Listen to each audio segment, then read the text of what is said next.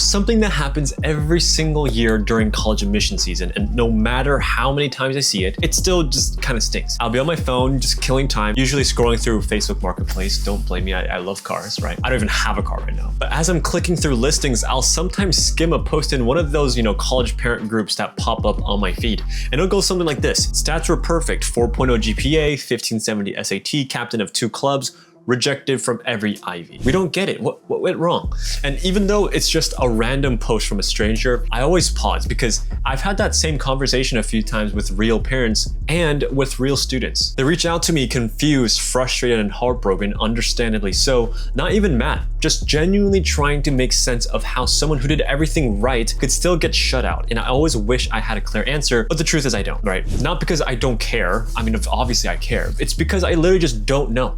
I wasn't in that same room when that application was being evaluated. I didn't see the stack it was sitting in, right next to 20 others that probably looked just as impressive, if not more impressive, on paper. But the more I work alongside former admissions officers on our team here at Inspire Consulting, the more I see it for what it is, a pattern. And the ones who get hit the hardest, it's not the underdogs, it's not the people that are at 2.5 GPA. That's pretty much expected. When you're at that point, I'm not even gonna sugarcoat it, like you're cooked. When you're at a 2.5 GPA, you shouldn't even be expecting much results for these top schools, right? Come on, let's be realistic here. But the surprising ones where you get absolutely blindsided are the students who've been playing the game perfectly since middle school or maybe even earlier, who knows? They've built a bulletproof transcript, they've nailed their test scores, they've checked every single extracurricular box that they thought that admissions officers were looking for. And after doing all that, they start to believe the numbers will carry them. They start thinking I'm a surefire way into whatever school it might be. And because of that confidence or maybe that pressure, they start treating the essay like a side quest. They write something surface level. They skip the revisions. They assume that as long as the essay isn't terrible or awful, it won't hurt them. But that's the exact mindset and reason why they got rejected in the first place. Because at the top schools, Harvard, Stanford, Caltech, all those schools that we're talking about, where every applicant has stats that look just like that, the essay doesn't just matter, it's the difference between maybe and we need this kid, right? That's a big gap. So in this video, I'm gonna break down 4 lessons I've learned from watching that exact situation unfold way too many times, unfortunately, through real essay coaching, side-by-side comparisons of who got in and who didn't, and years of working directly with people who used to make those admissions decisions themselves. So here's what we're gonna cover. First is why your GPA and test scores aren't the thing that separates you. Second, why strong students with great profiles still end up writing forgettable essays. Third, a framework called the 2-bucket model. And lastly, how understanding the reader experience changes everything about how you should approach your essays. Now let's get straight into lesson number 1. Lesson 1, your stats don't differentiate you when we're talking about these top schools, right? There's this idea that if you got a perfect 4.0 GPA, high test scores, and a packed resume, you're automatically in the running for top schools. And honestly, it's not a crazy assumption, and it makes sense because that's what most of high school teaches you. Hit the marks, check the boxes, and you're golden. But the problem is, like when we're thinking about schools like Harvard and Stanford, think about the overall applicant pool. People that are trying to aim for Harvard, do you think they're gonna be the average applicant with 2.5, 3.0, 3.5 GPA?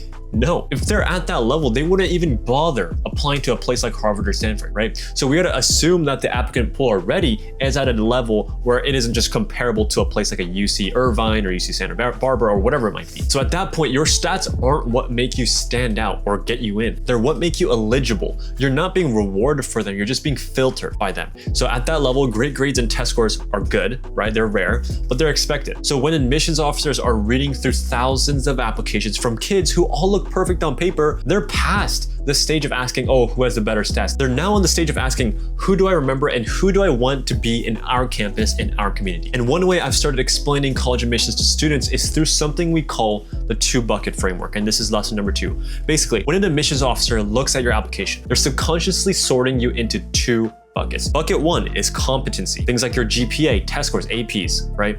And whether you've challenged yourself academically, like your course rigor. Bucket number 2 is character, your voice, your values, the way you carry yourself throughout your essays, your letters of recommendation, and every story you choose to tell. And the truth is that you can't just fill just one bucket and hope that it's enough for the entire thing. Not anymore. You need both. We worked with 2 students last year who honestly could have swapped resumes and nobody would have really blinked. Both had near perfect GPAs, stellar SAT scores, impressive extracurriculars, but their results completely different, right? One who was a valedictorian got admitted to Yale, right? That is exceptional in and of itself. And the other also got into Yale, but also Princeton, Stanford, Caltech, Berkeley, and a handful of other top 20 schools. Now, don't get me wrong, like I said, getting into Yale is absolutely sensational. There are millions, when I say millions, I mean it, millions of people that want to get into a school like Yale University. That is a huge win by any measure. But if there are ways to give yourself a stronger shot at more schools, especially the ones that feel like true dream fits, why not take them? When you really look at what made the difference between those two students, I know that's a small sample size, but it comes down to that second bucket, the one most people overlook. One student's essays were clean, safe, and well written, but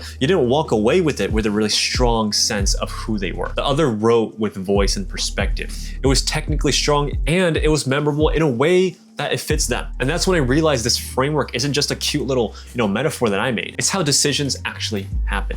Now, once you've made it past the baseline of academic qualification, it's the intangibles, the voice, the vulnerability, and the storytelling that tip the scale in your favor. So if you're putting everything into your stats and leaving the rest of your application on autopilot, that's where things are gonna start to fall apart. So fill those buckets, both of them. Lesson number 3 is the essay isn't extra, it's absolutely everything. Now, here's the biggest misunderstanding I see in high achieving students. And honestly, it's understandable, right? They spent the last 4 years grinding for a 4.0, loading up their schedule with APs, leading clubs, winning awards, doing competitions. It makes sense to think that's what's going to matter most. You assume your stats are the centerpiece and the essay just something nice on the side, right? A little personality supplement. But that mindset is exactly what holds so many students back. Because once you're in the same pool of highly qualified applicants, and I mean the pool of where everyone has the same great stats, the essay isn't on the sidelines anymore. It becomes the tiebreaker, the hook. So think about this from the admissions officer's point of view. When they're trying to evaluate two students with quite similar stats, they're gonna look at different factors, the intangibles like I talked about earlier, to make their decision. So if you've been treating the essay as an afterthought, something you'll just do later, once the rest of your application is set, it's time to flip it, okay? Because at the most competitive schools that I'm gonna assume that you're gonna try to aim for, the essay isn't just the bonus, it's the entire game. Now, lesson number 4, over-polishing kills clarity. Definitely one of the most common traps I see is when just students over-polish their essays. You know what I mean? Sentences get more poetic, philosophical, right? The metaphors get more layered. Every word feels carefully chosen to sound profound or intellectual. But to be clear with you, clever metaphors can help, right? Flowery phrasing can elevate your writing. There's absolutely room for creativity here. In fact, that's part of what makes a great essay memorable. But when the main goal becomes to sound impressive rather than to communicate clearly, that's when things start to fall apart. Because if you're burying your point under too much style, it doesn't matter how beautifully it's written. The reader still has no idea what you're actually trying to say. This is especially common among students who were considered strong writers in high school, the ones who always got A's in English, AP Lit, AP Lang, all that stuff. But the shift that trips a lot of them up is that in high school, essay writing is always about something or someone else. It's about history or rhetorical strategies or whether or not Napoleon was a good military leader, whatever it might be. So while those technical writing skills do help, they really do, the actual function of a college essay is totally different. The objective of the essay is totally different. Now, you're being asked to write about yourself and your story. And that transition between AP Lang and AP Lit writing to college essay writing, it's harder than most students expect. Because now you're not analyzing a book, you are the book. And the ability to express your own experiences with clarity, honesty, and depth, that's the real challenge. So when students start to over-polish, it's often not just about trying to sound smart. It's also about hiding behind language, trying to mask that discomfort of writing something real by making it sound college level. But if the point gets lost in the process, right, it doesn't matter. The objective of the essay is to answer the prompt, because the prompt is pretty much a question. You have to answer the prompt in a way where it actually shows more information and kind of perspective about you. So when you go back to revise, here's the trick. Take any sentence that feels overly stylized and strip it down. No metaphors, no advanced vocabulary, just say the thing plainly. And then ask yourself,